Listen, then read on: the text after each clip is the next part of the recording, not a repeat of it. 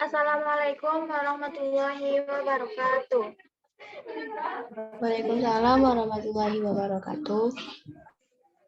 Alhamdulillahillazi arsala bil huda wa dinil haq liyuzhirahu ala dini kulli wa karihal musyrikun wa la karihal munafiqun.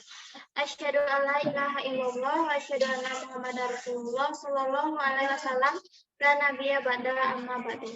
Pertama dan terutama sekali, marilah kita panjatkan puji dan syukur kita atas kehadirat Allah Subhanahu wa taala yang telah melimpahkan rahmat dan karunia-Nya sehingga kita dapat mengadakan perkuliahan pada hari ini. Untuk tidak memperpanjang kata-kata mukadimah, baiklah kita akan memulai perkuliahan kita pada hari ini tentang rencana pelaksanaan pembelajaran atau RPP pada kelas 10 yang berjudul Keanekaragaman Hayati. Baiklah, terlebih dahulu izinkan kami memperkenalkan diri, yaitu saya sendiri Amanda Sustri sebagai moderator dan teman saya Tasya Asmita sebagai guru dan Nur Adila Suwanto, ada Sri Dina Rahayu dan Mutia Izzah. Baiklah, kepada Tasya Asmita dipersilahkan. Baik, terima kasih kepada Amanda Yasustri. Baik, di sini saya akan menyampaikan terlebih dahulu tentang RPP atau Rencana Pelaksanaan Pembelajaran mengenai keanekaragaman hayati. Sebelumnya, Ibu ingin bertanya, apakah Ananda semua sudah membaca materi tentang keanekaragaman hayati pada hari ini? Belum, Bu. Baiklah, terlebih dahulu sebelum kita memasuki materi tentang keanekaragaman hayati, sebaiknya kita melihat RPP atau kompetensi dasar dan indikator kompetensi inti pada materi hari ini. Yaitu yang pertama ada menghayati dan mengamalkan ajaran agama yang dianutnya, menghayati dan mengamalkan perilaku jujur, disiplin, tanggung jawab, peduli, gotong royong, kerjasama, toleran, dan damai, serta santun, responsif, dan proaktif, dan menunjukkan sikap sebagai bagian dari solusi atas berbagai permasalahan dalam berinteraksi secara efektif dengan lingkungan sosial dan alam. Yang ketiga itu kompetensi dasar yang harus kita capai, memahami, menerapkan, menganalisis, pengetahuan faktual, konseptual, prosedural berdasarkan rasa ingin tahu tentang ilmu pengetahuan, teknologi, seni, budaya, dan humaniora dengan wawasan kemanusiaan, kebangsaan, kenegaraan, dan peradaban terkait penyebab fenomena dan kejadian, serta menerapkan pengetahuan prosedural pada bidang kajian yang spesifik sesuai dengan bakat dan minatnya untuk menjawab masalah. Yang keempat itu adalah mengolah, menalar, dan menyaji dalam ranah konkret dan ranah abstrak terkait dengan pengembangan dari yang dipelajari secara mandiri maupun secara metode sesuai kaidah keilmuan. Baiklah, kompetensi dasar pada keanekaragaman hayati atau 3.2 ini adalah menganalisis data hasil observasi tentang berbagai tingkat keanekaragaman hayati berupa gen, jenis, dan ekosistem di Indonesia, serta ancaman dan pelestariannya. Kemudian indikator yang harus kita capai pada KD 3.2 ini adalah yang pertama itu ada 2.1, menemukan jenis-jenis keanekaragaman hayati tingkat gen, jenis, dan spesies. KD 32.2 mengkategorikan persebaran keanekaragaman hayati berdasarkan garis Wallace dan Weber. KD 32.3 menemukan pemanfaatan dari keanekaragaman hayati. Apa saja manfaat-manfaat tentang keanekaragaman hayati yang harus kita ketahui. Kemudian 3.2.4 itu ada menemukan ancaman terhadap keanekaragaman hayati di Indonesia. Dan pada KD 4.2 itu Ananda semua harus menyajikan hasil observasi berbagai tingkat keanekaragaman hayati seperti gen, jenis, dan ekosistem di Indonesia dengan upaya pelestarian keanekaragaman hayati di Indonesia berdasarkan hasil analisis data ancaman kelestarian berbagai keanekaragaman hewan dan tumbuhan khas Indonesia dalam berbagai bentuk media dan informasi. Dan indikator pencapaiannya itu menemukan upaya pelestarian keanekaragaman hayati di Indonesia. Apakah Anda semua paham dengan penjelasan Ibu tadi?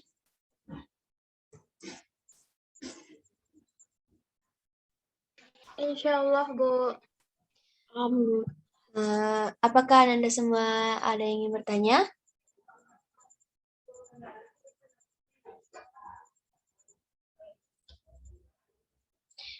Baik, jika tidak ada, kita lanjut RPP tentang tujuan pembelajaran.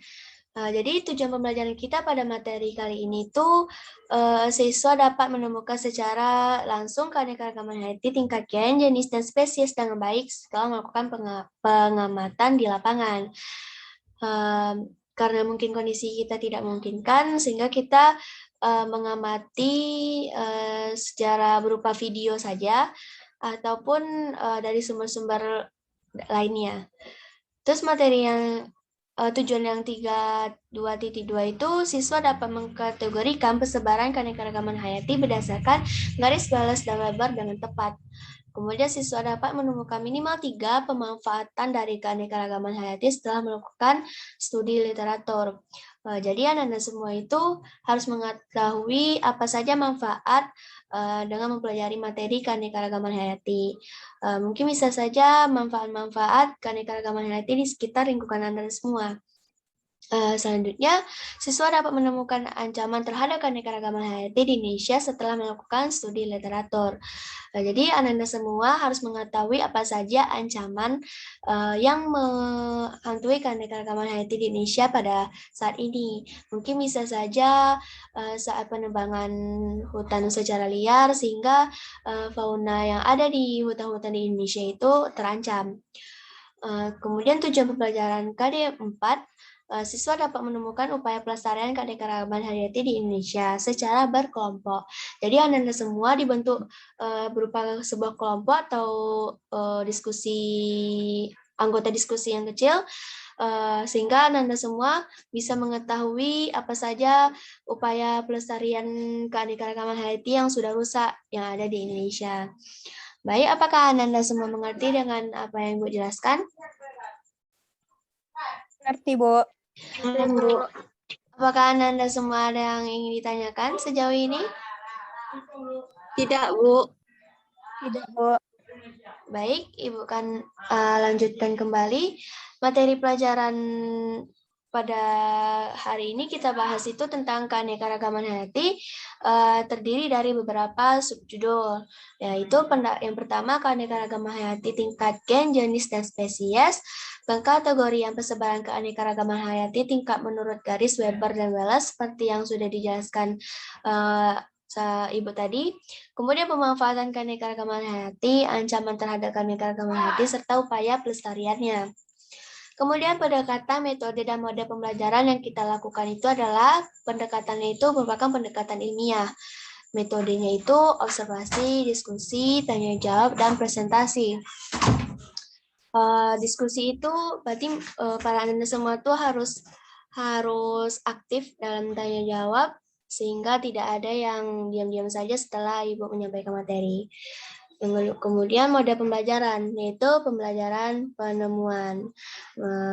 Kita itu akan melihat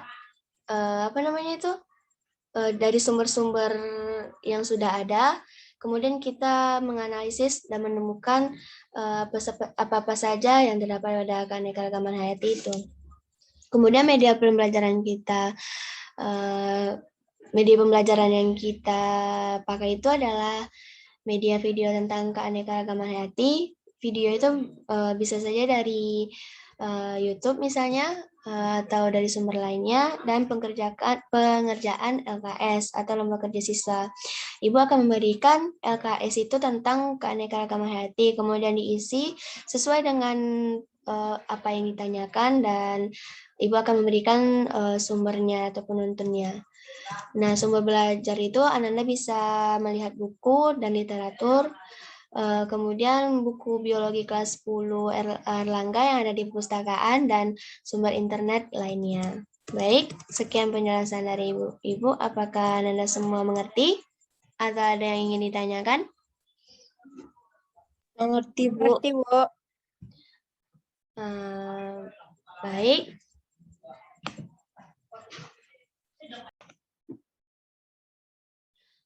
Baik, setelah Ibu jelaskan tentang indikator dan pencapaian indikator pada materi keanekaragaman hayati, selanjutnya yang harus Anda ketahui itu penilaian hasil pembelajaran. Jadi ada beberapa aspek penilaian yang akan Ibu nilai. Yaitu yang pertama ranah afektif. Metodenya itu berupa pengamatan sikap dengan membentuk lembar pengamatan sikap. Baik, di sini Ibu akan melihat sikap-sikap anak-anak semua saat dalam proses pembelajaran. Baik itu dalam keaktifan diskusi, bertanya, atau saat menjelaskan materi, ataupun sikap-sikap seperti suara ribut yang ada di dalam kelas atau kenakalan-kenakalan anak-anak semua. Jadi itu Ibu akan melihat sikap-sikap anak-anak sekalian saat proses pembelajaran.